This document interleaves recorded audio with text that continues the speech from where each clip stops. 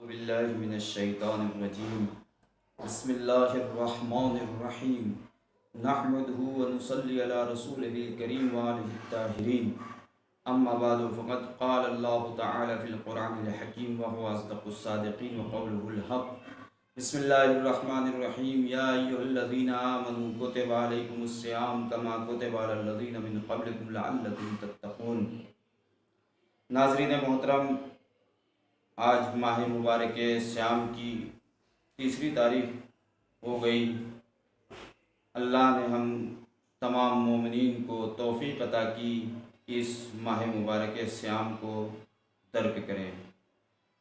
پروردگار نے ایک بار پھر ہم سب کو معنوی نعمت یعنی ماہ رمضان المبارک جیسی نعمت سے نوازا، لہٰذا ہمارا فرض یہ ہے، ہماری ذمہ داری یہ ہے کہ ہم اس نعمت کو محترم سمجھیں، اس نعمت کا احترام کریں، اس کی جو ضروریات ہے اس کو ہم پورا کریں۔ نعمت کی کئی قسمیں ہوتی ہیں عزیزان محترم، نعمت عام ہوتی ہے، نعمت خاص ہوتی ہے، نعمت معنوی ہوتی ہے، نعمت مادی ہوتی ہے۔ عام نعمت پانی، ہوا، رزق، سلامتی۔ خاص نعمت نبوت، امامت، ولایت، شہادت۔ دنیا میں بہت سے افراد آئے ہیں لیکن کسی کو نبوت نہیں ملی۔ نبوت جو ملی وہ خاص لوگوں کو، 1,24,000 انبیاء ہیں، ان کو اللہ نے نبوت عطا کی۔ سب کو اللہ نے امامت نہیں دی، سب کو شہادت جیسی عظیم قربانی سے نہیں نوازا، سب کو ولایت نہیں عطا کی۔ یہ خاص نعمت ہے اللہ کی دی ہوئی۔ نعمت مادی نعمت کیا ہے؟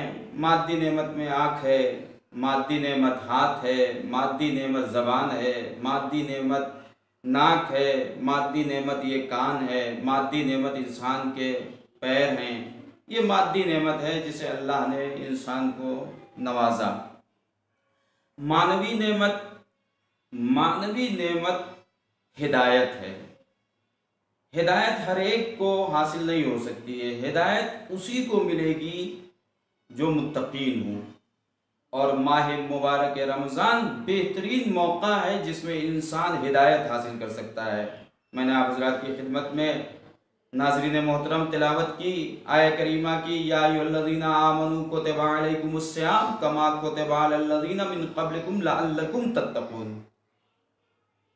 اے صاحبان ایمان، تمہارے اوپر روزے کو ہم نے فرض قرار دیا ہے جس طریقے سے تم سے پہلے فرض قرار دیا تھا۔ لعلکم تتقون، شاید تم پرہیزگار ہو جاؤ۔ میرے عزیزو، یہ ماہ مبارک رمضان عظیم مہینہ ہے، اس مہینے میں انسان پرہیزگار ہو سکتا ہے۔ اور اب اللہ نے جب ہمیں نعمتوں سے نوازا، ہم اپنے ذریعے اسی نعمت کو نقمت میں تبدیل کرتے ہیں، عذاب میں تبدیل کر دیتے ہیں۔ مثلا اللہ نے ہمیں مال و دولت دیا اور ہم نے ایک گاڑی خریدی۔ گاڑی کس لیے خریدی؟ تاکہ ہم اس سے آرام حاصل کریں، کہیں جانا ہو جلدی سے چلے جائیں۔ لیکن ہم نے اس گاڑی کو باہر لے کر گئے اور لے جانے کے بعد ہمیں جو اسپیڈ میں چلانا چاہیے تھا، جو قانون اور قاعدے کے مطابق ہمیں چلانا چاہیے تھا، ہم نے اس کے مطابق نہیں چلایا، ایکسیڈنٹ ہو گیا، خود کا نقصان ہوا، گاڑی کا بھی نقصان ہوا۔ نعمت کو ہم نے نقمت میں تبدیل کر دیا، عذاب میں تبدیل کر دیا۔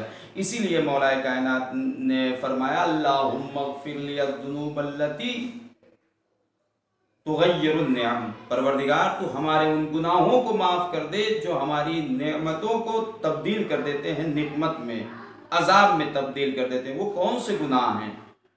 اس گناہ کو ہمارے اور آپ کے چوتھے امام نے بیان فرمایا۔ کون سے گناہ ہیں جو نعمت کو نقمت میں تبدیل کر دیتے ہیں؟ نمبر 1، لوگوں پر ظلم کرنا، اذیت پہنچانا لوگوں کو۔ نمبر 2، نیک عادتوں کو ترک کرنا، اچھی خصلتوں کو ترک کرنا۔ نمبر 3، کفران نعمت۔ اللہ نے والدین جیسی نعمت عطا کی، ہم والدین کا احترام نہیں کرتے۔ اللہ نے بیوی جیسی نعمت عطا کی، ہم بیوی کا احترام نہیں کرتے۔ اللہ نے شوہر جیسی نعمت عطا کی، ہم شوہر کا خیال نہیں رکھتے۔ اللہ نے ہاتھ عطا کیا، ہم اس کا خیال نہیں رکھتے، اللہ نے ہمیں بہترین پڑوسی عطا کیے، ہم نے ان کا خیال نہیں کیا، بہترین رشتہ دار عطا کیے، ہم نے خیال نہیں کیا، یہ نعمت کو ہم نے نعمت میں تبدیل کر دیا، کفران نعمت کیا، ترک شکر نعمت۔ اگر اللہ نے ہمیں نعمت دی ہے تو ہمیں شکر ادا کرنا چاہیے۔ آئیے ذرا ہر ایک پر نگاہ کرتے ہیں، لوگوں پر ظلم اور اذیت، جو لوگ دوسروں پر ظلم اور اذیت کرتے ہیں ایسے انسان کے لیے رسول اللہ فرماتے ہیں اذل الناس من اہان الناس، پسترین انسان وہ ہیں جو کسی انسان کی توہین کرتے ہیں، اہانت کرتے ہیں، پسترین انسان سے تشبیہ کی ہے رسول اللہ نے۔ دوسرے مقام پہ رسول اللہ فرماتے ہیں من آذى مؤمنا ولو بشطر کلمۃ، جس انسان نے کسی مومن کو اذیت پہنچائی چاہے ایک جملے کے ذریعے، ایک کلمے کے ذریعے اذیت پہنچائی، مثلا پاگل کہہ دیا، مثلا دیوانہ کہہ دیا، مثلا احمد کہہ دیا، مثلا نام بھی بگاڑ دیا، کسی بھی طریقے سے اگر ہم نے ایک جملے سے کسی مومن کو اذیت پہنچائی، رسول فرماتے ہیں جا یوم القیامت مکتوبا بین عینیہ آئس من رحمت اللہ، جب یہ قیامت کے دن آئے گا تو اس کی آنکھوں کے درمیان لکھا ہوا ہوگا یہ اللہ کی رحمت سے مایوس ہے، اس کے شامل حال رحمت الہی نہیں ہے۔ وَكَانَ كَمَنْ حَدَمَ الْكَعْبَةَ وَالْبَيْتَ الْمُقَدَّسَ، اور یہ انسان جس نے کسی مومن کو اذیت پہنچائی گویا ایسا انسان ہے جس نے خانہ کعبہ کو منہدم کیا ہے اور بیت مقدس کو منہدم کیا ہے۔ کتنا عظیم مقام ہے خانہ کعبہ، کتنی عظیم عبادت گاہ ہے بیت المقدس، مومن کو اذیت پہنچانے والا انسان گویا کہ ایسا ہے جیسے اس نے خانہ کعبہ کو گرا دیا، ڈھا دیا، منہدم کر دیا، بیت المقدس کو منہدم کر دیا۔ بات یہی نہیں تمام ہوئی، وَقَتَلَ عَشْرَةَ آلَافٍ مِّنَ الْمَلَائِكَةِ، گویا کہ اس نے 10,000 ملائکہ کو قتل کیا جس نے ایک مومن کو ایک کلمے کے ذریعے سے اذیت پہنچائی۔ ہمیں غور کرنا چاہیے، سوچنا چاہیے۔ دوسری چیز ہے کفران نعمت، اللہ نے ہمیں نعمت دی ہے، ہم نے اس کا شکر ادا نہیں کیا بلکہ کفران نعمت کیا، والدین کا احترام نہیں کیا، پڑوسیوں کو عزت نہیں دی، رشتہ داروں کا خیال نہیں رکھا، وغیرہ وغیرہ، جہاں تک آپ سوچ سکیں۔ ترک عادت نیک، ماہ رمضان بہترین موقع ہے انسان کار خیر انجام دے، اسی لیے بعض علماء اور بعض افراد ماہ رمضان میں خمس و زکوٰۃ نکالتے ہیں۔ کیوں؟ اس لیے کہ ماہ رمضان میں کیا گیا عمل 2 برابر بلکہ اور زیادہ ہو جاتا ہے، جیسے کہ امام رضا علیہ السلام فرماتے ہیں کہ ماہ رمضان میں اگر کوئی انسان ایک آیت کی تلاوت کرتا ہے گویا کہ اس نے پورے قرآن کی تلاوت کی۔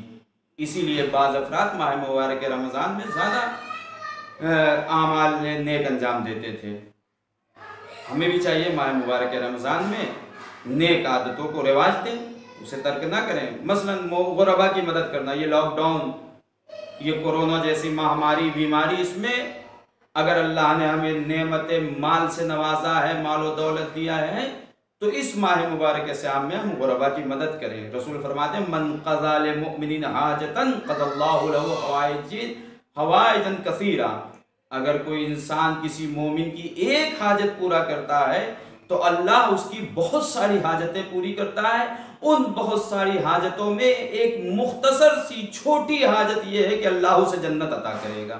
آپ دیکھیں کہ اگر کوئی انسان کسی مومن کی حاجت پوری کرتا ہے تو اللہ کتنا مہربان ہے اس انسان کے اوپر۔ ترک شکر نعمت، نعمتوں کا اللہ نے دی ہے تو ہم شکر ادا نہیں کرتے ہیں، ہم نے شکران نعمت نہیں کیا۔ جب شکران نعمت اگر ہم نے نہیں کیا تو پھر گویا کہ ہم نے کفران نعمت کیا ہے۔ اور اگر انسان شکران نعمت ادا کرتا ہے، نعمتوں کا شکر ادا کرتا ہے تو وہ بلند مقام پر پہنچتا ہے، پھر بہشت میں وہ انبیاء کے ساتھ بیٹھتا ہوا نظر آئے گا، جیسا کہ جناب داؤد سے اللہ نے کہا ہے داؤد کیا تم اس انسان کو دیکھنا چاہتے ہو کہ جو بہشت میں انبیاء کے بازو میں بیٹھا ہوا ہے؟ کہا پروردگار کہاں ہے، کون ہے؟ فلاں جگہ جاؤ۔ جناب داؤد گئے تو دیکھا ایک لکڑہارا ہے، لکڑیوں کو کاندھے پہ لیے ہوئے ہے۔ جناب داؤد نے اسے دیکھا اور دیکھنے کے بعد کہا کیا تم مجھے اپنا مہمان بنا سکتے ہو؟ اس نے جواب دیا ہاں کیوں نہیں۔ مہمان تو اللہ کا دوست ہوتا ہے، خلیل خدا ہوتا ہے مہمان، میں کیوں نہیں مہمان بناؤں گا؟ لیکن تھوڑا صبر، یہ لکڑیاں ہیں اسے میں بیچ لوں۔ اس کے بعد بازار میں جاتا ہے، جناب داؤد نے کہا ہاں ٹھیک ہے میں صبر کرتا ہوں۔ بازار میں جاتا ہے، جانے کے بعد آواز دیتا ہے لکڑیاں لے لو لکڑیاں لے لو، ایک شخص آتا ہے لکڑیوں کو خرید لیتا ہے، لکڑیاں جب بیچ دیتا ہے اس کے بعد یہ جاتا ہے ان پیسوں میں سے ایک مقدار آٹا خریدتا ہے، اور خریدنے کے بعد جناب داؤد کے ساتھ گھر پہ آتا ہے، آنے کے بعد آٹے کو خمیر کرتا ہے، آگ کو روشن کرتا ہے، اور روشن کرنے کے بعد روٹی بناتا ہے، اور بنانے کے بعد دسترخوان بچھاتا ہے، بچھانے کے بعد جناب داؤد کو بھی بلاتا ہے، خود بھی جاتا ہے، اور اس کے بعد اب جب وہاں پہنچ جاتا ہے، وہاں جاتا ہے، دسترخوان پہ روٹیاں رکھ دیتا ہے اور روٹیاں آ جاتی ہیں دسترخوان پہ، تو جناب داؤد بھی بیٹھے ہوئے اب کھانا شروع کرتے ہیں۔ جناب داؤد دیکھتے ہیں وہ انسان ہر لقمے کو اٹھاتا ہے تو اٹھانے کے بعد سب سے پہلے بسم اللہ کرتا ہے، اس کے بعد لقمے کو منہ میں ڈالتا ہے، پھر اس کے بعد جب لقمہ تمام ہو جاتا ہے تو کہتا ہے الحمدللہ، پہلے بسم اللہ کرتا ہے پھر الحمدللہ کرتا ہے، یہاں تک کہ جب کھانا تمام ہو گیا، جب تمام ہو گیا کھانا تو ایک مرتبہ وہ انسان اللہ کی طرف مخاطب ہو کے کہتا ہے پروردگار تیرا شکر ہے کہ تو نے درخت کو پیدا کیا، جس درخت کے ذریعے میں نے لکڑی کو حاصل کیا، اس لکڑی کو میں نے بازار میں بیچا، بازار میں بیچنے کے بعد میں نے آٹا لیا، اور آٹا لینے کے بعد میں نے اسے خمیر بنایا، خمیر بنانے میں بھی میں نے تیرے پانی کا استعمال کیا، میری کیا مجال تھی؟ پروردگار تیرا شکر ہے تو نے مجھے قوت عطا کی، طاقت عطا کی، جس کی وجہ سے میں نے آٹے کو گوندھا، جس کی وجہ سے میں نے لکڑیوں کو چنا، جس کی وجہ سے میں نے محنت کی، اور اس کے بعد پروردگار تیرا شکر ہے۔ پھر اس کے بعد کہتا ہے پروردگار تیرا شکر ہے کہ تو نے گندم کو پیدا کیا، اور اس گندم کے ذریعے میں نے روٹی بنائی اور میرا پیٹ بھر گیا آج۔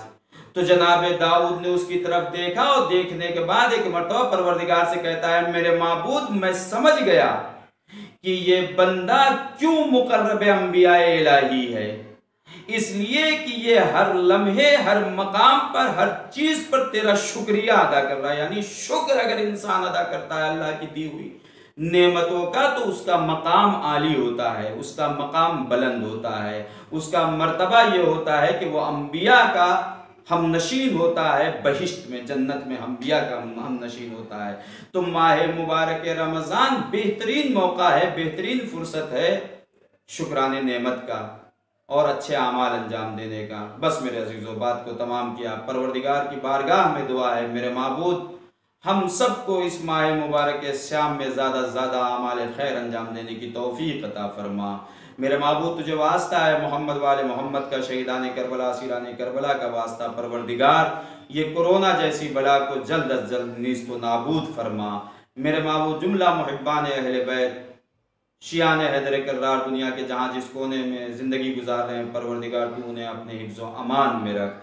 میرے معبود امام زمانہ کے ظہور میں تعجیل فرما، ہم سب کو امام کے اعوان و انصار میں شمار فرما۔ ربنا تقبل منا انک انت السمیع العلیم، ما شاء اللہ لا حول ولا قوة الا باللہ العلی العظیم۔